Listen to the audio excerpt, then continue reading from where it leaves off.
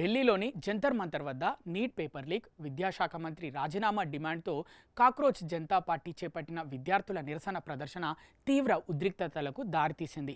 Parliament వైపు March అవుతున్న విద్యార్థులపై పోలీసులు టియర్ గ్యాస్ ప్రయోగించడంతో పాటు తీవ్రంగా లాఠీచార్జ్ చేశారు. ఈ ఘటనలో పలువురు విద్యార్థులు గాయపడి ఐసీయూలో చికిత్స పొందుతుండడం దేశవ్యాప్తంగా కలకలం రేపింది. క్రియాశీల క్రికెటర్లు ఈ అంశంపై నేరుగా స్పందించినప్పటికీ భారత్లోని ప్రముఖ క్రికెటర్ల భార్యలు, మాజీ క్రీడాకారులు సోషల్ మీడియా వేదికగా నిరసనకారులపై జరిగిన హింసను తీవ్రంగా ఖండించారు. భారత మాజీ కెప్టెన్ రోహిత్ శర్మ భార్య రితికా సజ్దే నిరసనలో పాల్గొన్న ఒక 9 ఏళ్ల చిన్నారికి సంబంధించిన వీడియోను తన ఇన్స్టాగ్రామ్ స్టోరీలో షేర్ చేశారు.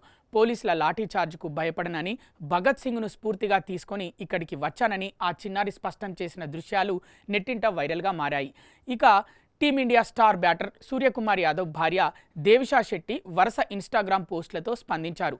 ప్రభుత్వాన్ని విమర్శించడం, ప్రధానిని ప్రశ్నించడం, విధానాలపై నిరసన తెలపడం ప్రజాస్వామ్యం అని చెప్పిన ఆమె నిరసన పేరిట హింసకు దిగడం, ప్రభుత్వ ఆస్తులను ధ్వంసం చేయడం కూడా సరికాదని అభిప్రాయపడ్డారు. ఇక శాంతియుతంగా నిరసన తెలుపుతున్న పిల్లలపై టియర్ గ్యాస్ ప్రయోగించడాన్ని స్పోర్ట్స్ ప్రెజెంటర్ జస్ప్రీత్ బూమ్రా భార్య సంజనా గణేశన్ తప్పుపట్టారు.